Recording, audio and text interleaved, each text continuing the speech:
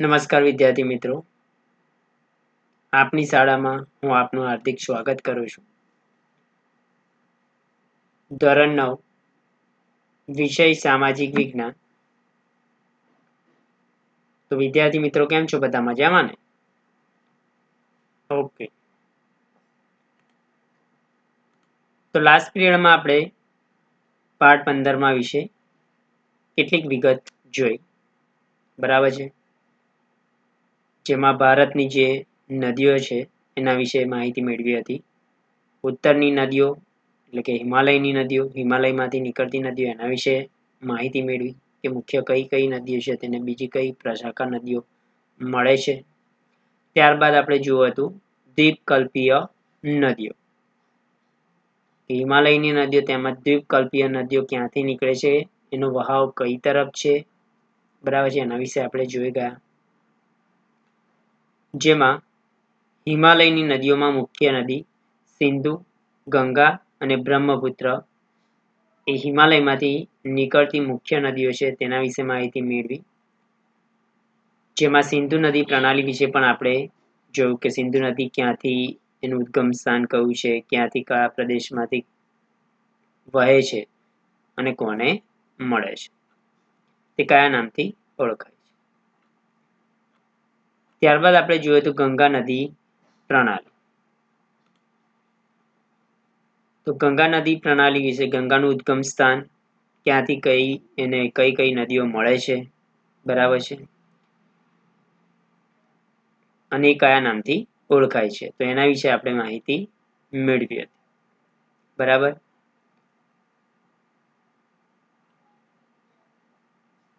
ત્યારબાદ આગળ જોઈએ આપણે બ્રહ્મપુત્ર નદી પ્રણાલી. તો પહેલા આપણે હિમાલયની મુખ્ય જે નદીઓ છે, સિંધુ વિશે જોયું, સિંધુ નદી તંત્ર, સિંધુ નદી પ્રણાલી વિશે. ત્યારબાદ જોયું ગંગા નદી વિશે જોઈ માહિતી આપણે. હવે જોઈએ ત્રીજી મુખ્ય નદી છે હિમાલયમાંથી નીકળતી બ્રહ્મપુત્ર નદી પ્રણાલી. તો બ્રહ્મપુત્ર નદી તિબ્બતમાં આવેલા માનસરોવરની પૂર્વમાંથી તથા સિંધુ અને સતલુજના મૂળની નજીકથી નીકળે છે. તેની વધુ પ્રવાહ લંબાઈ ભારતની બહાર છે. એટલે કે જે બ્રહ્મપુત્ર નદી જે છે તો એ તિબ્બતમાં આવેલું જે માનસરોવર છે એની પૂર્વમાંથી તથા સિંધુ અને સતલુજના મૂળની નજીકથી, એટલે કે સિંધુ નદી જ્યાંથી ઉદ્ગમ સ્થાન છે, સતલુજનું જે ઉદ્ગમ સ્થાન છે, બસ એ તેની આસપાસ એટલે કે નજીકમાં જ બ્રહ્મપુત્ર નદી પણ ત્યાંથી જ નીકળે છે. તો બ્રહ્મપુત્ર જે નદી છે એની લંબાઈ ભારતની બહાર વધારે છે. આ નદી હિમાલયની શ્રેણીને સમાંતર પૂર્વમાં વહે છે. તો ભારતના નકશામાં આપણે જોયું હતું બ્રહ્મપુત્ર નદી ક્યાંથી નીકળે છે, બરાબર છે, નેપાળની ઉપર આપણે જોઈએ છે તિબ્બતમાંથી વહે છે. તો એ જે હિમાલયની પર્વત શ્રેણી આવેલી છે એને સમાન અંતરે એ પર્વત શ્રેણીને આગળ વહે છે, પણ તે ભારતની બહાર એનો વહાવ છે. નામચા બરવા પાસેથી અંગ્રેજી યુ આકારે વળાંક લઈ, કે અંગ્રેજી મૂળાક્ષર જે યુ છે, યુનો જે આકાર છે તે પ્રમાણે આકાર લઈ વળાંક લઈ ભારતના અરુણાચલ પ્રદેશમાં પ્રવેશે છે.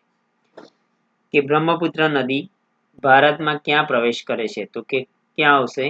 અરુણાચલ પ્રદેશમાં પ્રવેશ કરે છે ભારત. અહીં તે દિહાંગના નામે ઓળખાય છે.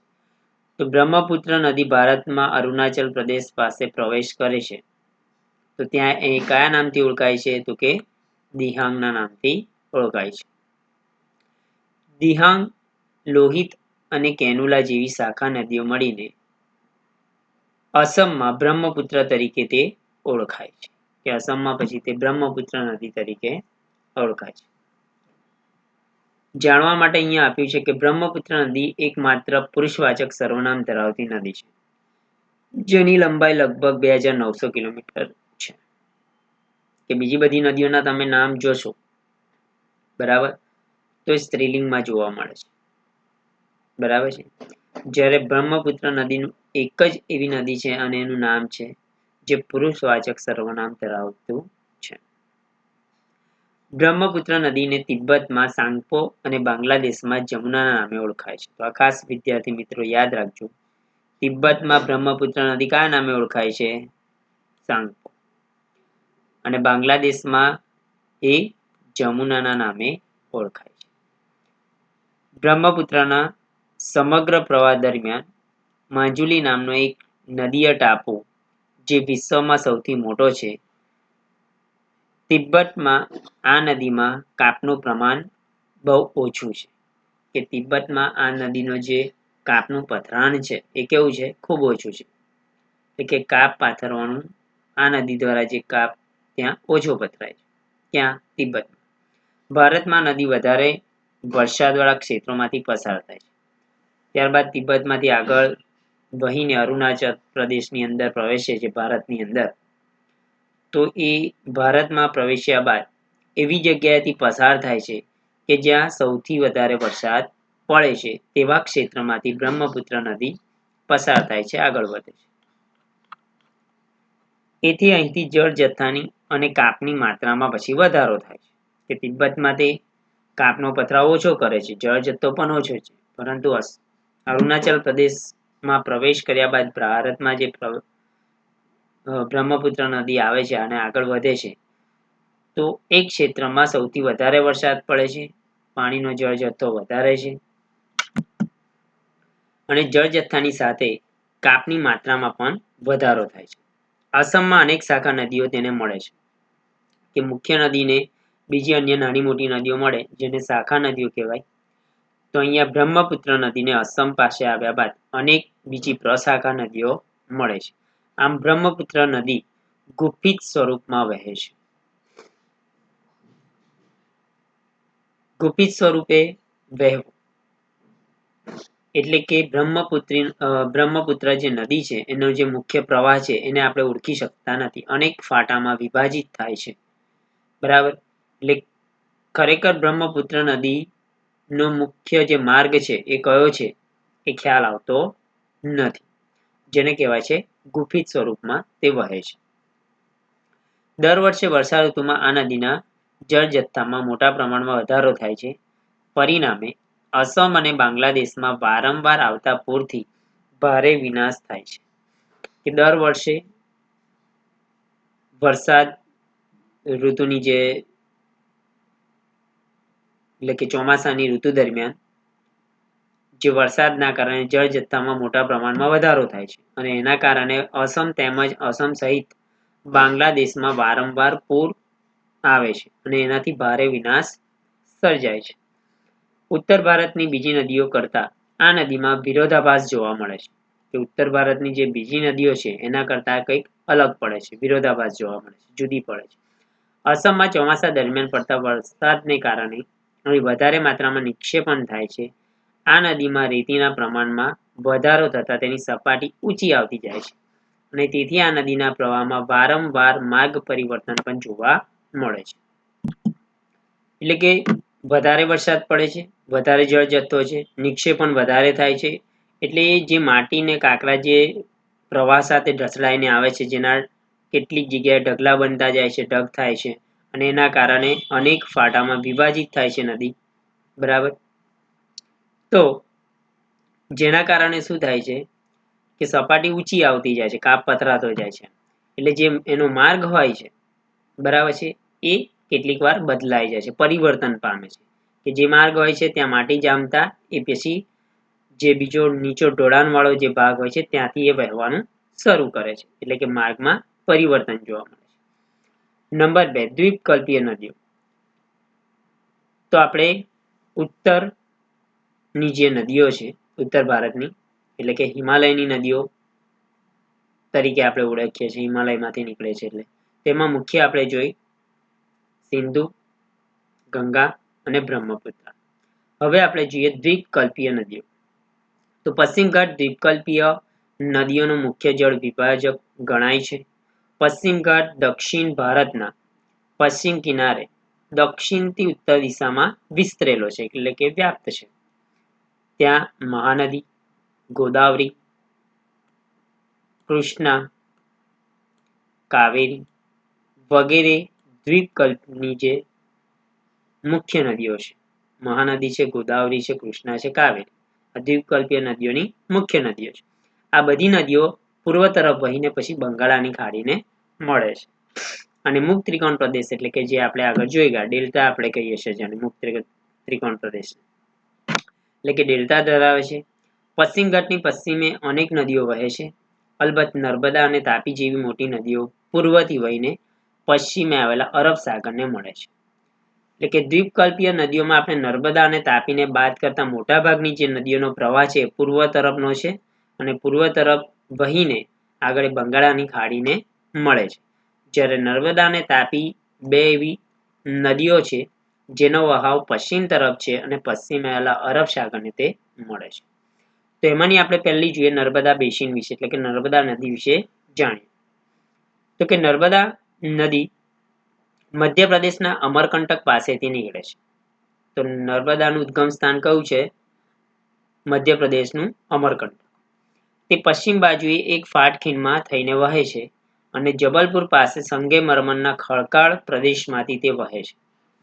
અહીં ઢોળાવને કારણે તીવ્ર વેગથી તે વહે છે. કે ઢોળાવ વધારે છે એટલે પર્વત પરથી જ્યારે કોઈ પણ ઝરણું કે નદી વહે તો એનું જે વેગ છે જળનો એ કેવો હોય છે? તીવ્ર હોય છે.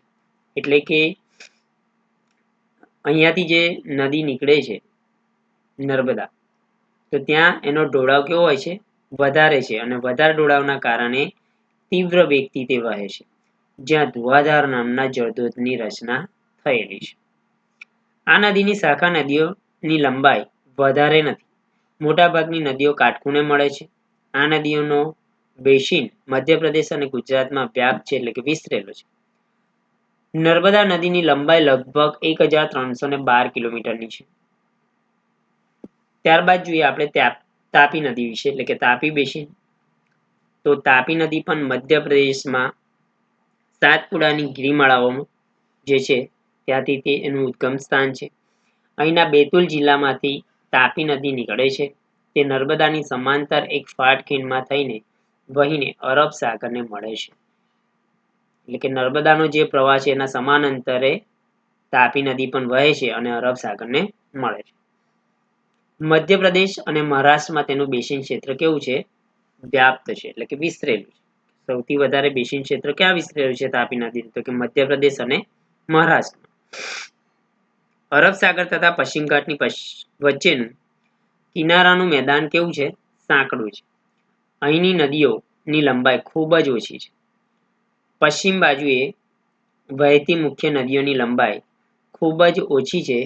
પશ્ચિમ બાજુએ વહેતી મુખ્ય નદીઓમાં સાબરમતી છે અને મહી એટલે કે મહીસાગરનો સમાવેશ થાય છે. તાપી નદીની લંબાઈ લગભગ 724 કિલોમીટર છે. તો નર્મદા નદી વિશે જોયું, ત્યારબાદ તાપી બેસિન વિશે જોયું. હવે જોઈએ આપણે ગોદાવરી બેસિન વિશે. તો કે ગોદાવરી જે બેસિન છે તો કે આ નદી દ્વીપકલ્પીય નદીઓમાં સૌથી મોટી નદી છે. તો વિદ્યાર્થી મિત્રો આ ખાસ યાદ રાખજો, ગોદાવરી જે નદી છે એ સૌથી મોટી ગણાય છે. બરાબર, સૌથી મોટી નદી છે.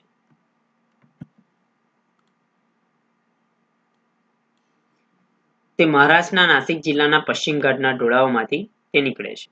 તેની લંબાઈ લગભગ 1465 કિલોમીટર છે એટલે કે 1465 કિલોમીટર. આ નદી પૂર્વમાં વહી બંગાળાની ખાડીને મળે છે. એનો વહાવ કઈ તરફનો છે? તો કે પશ્ચિમથી તે પૂર્વ તરફ વહીને પછી બંગાળાની ખાડીને મળે છે. દ્વીપકલ્પીય નદીઓમાં તેનું બેસિન ક્ષેત્ર સૌથી મોટું છે. એટલે દ્વીપકલ્પીય નદીઓમાં સૌથી મોટું બેસિન ક્ષેત્ર કઈ નદી ધરાવે છે? તો કે ગોદાવરી. તો આ પણ ખાસ યાદ રાખજો. આ નદી બેસિનનો 50% ભાગ મહારાષ્ટ્રમાં આવેલો છે. બાકીનું બેસિન ક્ષેત્ર મધ્યપ્રદેશ અને આંધ્રપ્રદેશમાં આવેલું છે. ત્યારબાદ છે ગોદાવરીને અનેક શાખા નદીઓ મળે છે. કે ગોદાવરી નદીને બીજી અન્ય નાની મોટી ઘણી બધી પ્રશાખા નદીઓ મળે છે. જેમાં પૂર્ણા છે. કઈ કઈ નદીઓ મળે છે ગોદાવરી નદીને? તે શાખા નદીઓ એટલે કે તો કે પૂર્ણા છે, વર્ધા, પ્રાણહિતા, માંજરા, વૈનગંગા, ત્યારબાદ છે પૈનગંગા, વગેરેનો સમાવેશ થાય છે.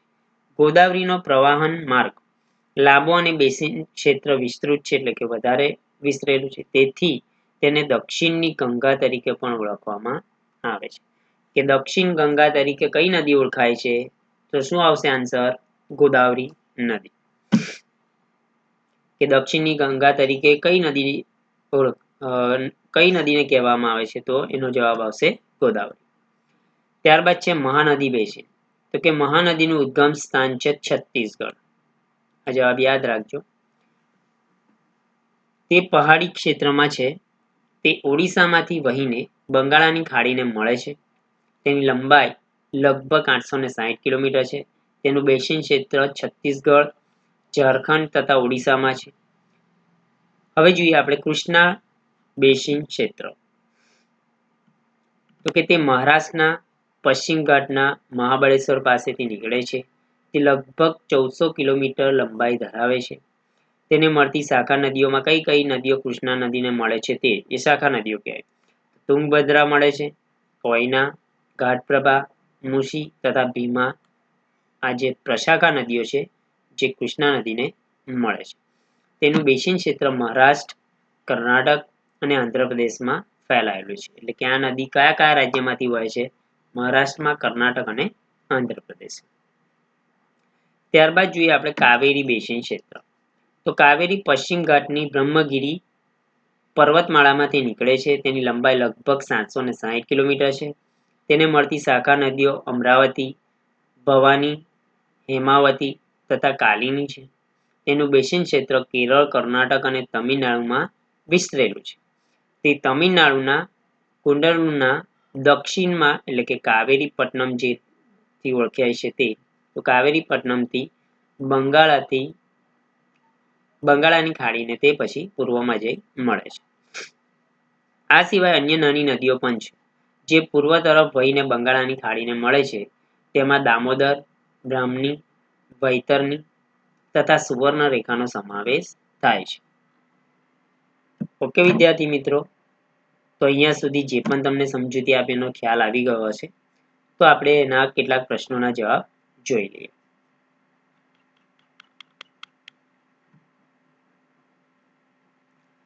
તો વેરી શોર્ટ ક્વેશ્ચન જે છે એક ગુણ માટે, તો એ પ્રશ્નો આપણે જોઈ લઈએ.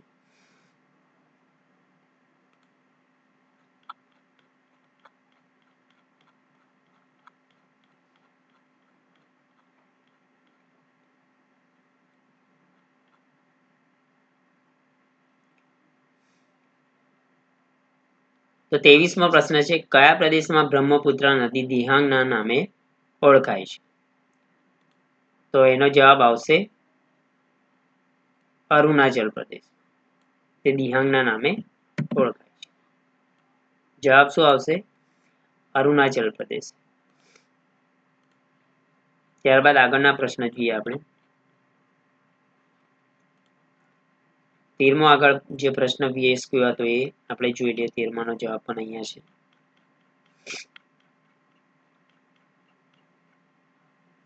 તેરમો પ્રશ્ન હતો એક ગુણ માટે, જે નદીઓ એકબીજાના સાથે ગૂંથાયેલા ફાટાઓમાં વહેંચાઈને વહેતી હોય તેને શું કહેવાય? તો શું કહેવાશે? ગુફિત સ્વરૂપ. એટલે એનો જવાબ આવશે ગુફિત.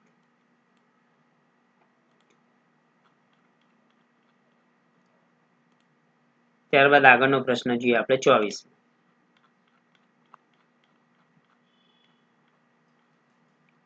દ્વીપકલ્પીય નદીઓનો મુખ્ય જળ વિભાજક કોણ ગણાય છે?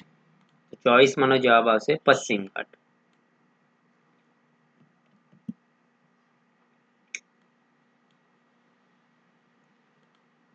ત્યારબાદ 25મો પ્રશ્ન છે, નર્મદા નદી કયા રાજ્યમાંથી નીકળે છે? તો આપણે હમણાં જ જોયું ક્યાંથી નીકળે છે? મધ્યપ્રદેશમાં. ત્યારબાદ 26મો પ્રશ્ન છે, નર્મદા નદી કયા ધોધની રચના કરે છે? તો એ પણ આપણે અત્યારે જોયું. કયા ધોધની રચના કરે છે? ધુવાધાર ધોધ. ધુવાધાર નામના ધોધની રચના કરે. ત્યારબાદ 27મો પ્રશ્ન છે, તાપી નદી કઈ ગિરિમાળામાંથી નીકળે છે? 27માનો જવાબ આવશે સાતપુડાની. ત્યારબાદ 28મો પ્રશ્ન, દ્વીપકલ્પીય ભારતની સૌથી મોટી નદી કઈ છે? તો એ પણ અત્યારે જ આપણે જોયું. કઈ નદી આવશે? ગોદાવરી નદી. ત્યારબાદ 29મો પ્રશ્ન, દ્વીપકલ્પીય નદીઓ પૈકી કઈ નદી સૌથી મોટું બેસિન ક્ષેત્ર ધરાવે છે? તો એનો જવાબ પણ આવશે ગોદાવરી. બરાબર, જેનું બેસિન ક્ષેત્ર દ્વીપકલ્પીય નદીઓમાં સૌથી મોટું છે, આપણે જોયું આગળ. ઓકે, એનો જવાબ શું આવશે? ગોદાવરી. 30મો પ્રશ્ન જોઈએ, મહાનદી કયા રાજ્યમાંથી નીકળે છે? તો 30માનો જવાબ આવશે છત્તીસગઢ. ત્યારબાદ છે 31મો પ્રશ્ન, કઈ નદીને દક્ષિણની ગંગા કહેવામાં આવે છે? તો એ પણ અત્યારે જ આપણે માહિતી જોઈ. કઈ નદીને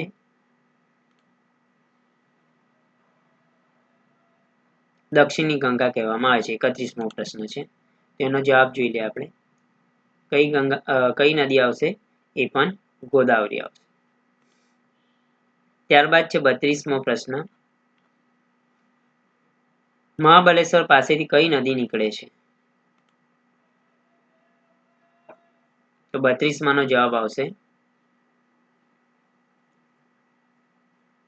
કૃષ્ણ. 33મો પ્રશ્ન છે, કાવેરી કઈ પર્વતમાળામાંથી નીકળે છે? તો એનો જવાબ આવશે બ્રહ્મગીરી.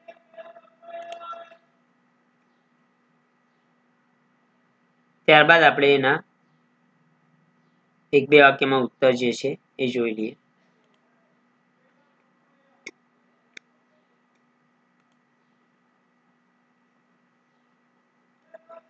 બારમો પ્રશ્ન જે હતો કે દ્વીપકલ્પીય ભારતની કઈ બે મોટી નદીઓ ફાટકીનમાંથી વહે છે? તો એનો જવાબ આવશે દ્વીપકલ્પીય ભારતની નર્મદા અને તાપી નદીઓ ફાટકીનમાંથી થઈને વહે છે. ત્યાર પછીનો પ્રશ્ન જોઈએ આપણે.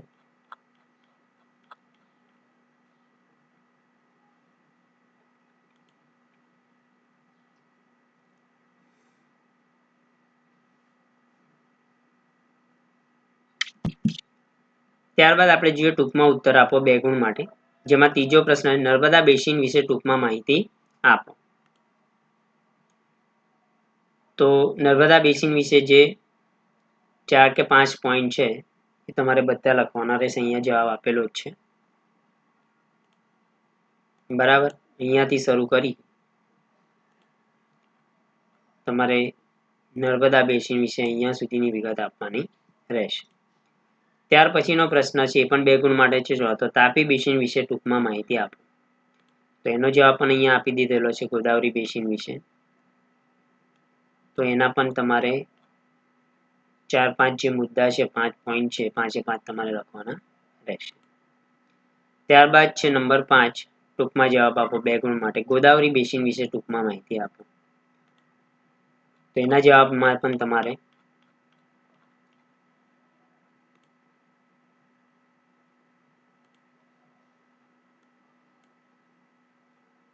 એટલે ચોથો જે પ્રશ્ન છે એનો જવાબ અહીંયા છે તાપી બેસિન. તો એના જે 3 મુદ્દા છે એ લખવાના છે. અને ત્યારબાદનો ગોદાવરી બેસિન વિશે જે પ્રશ્ન છે એ ઉપર આપેલો છે. બરાબર, તો એ તમારે જવાબ ગોદાવરી બેસિન વિશે જે 5 પોઈન્ટ છે લખવાના રહેશે. ઓકે વિદ્યાર્થી મિત્રો, તો જે પણ કંઈક સમજૂતી આપી, પ્રશ્નોની માહિતી આપી, એનો સંપૂર્ણ ખ્યાલ આવી ગયો હશે તમને, હું એવી આશા રાખું છું.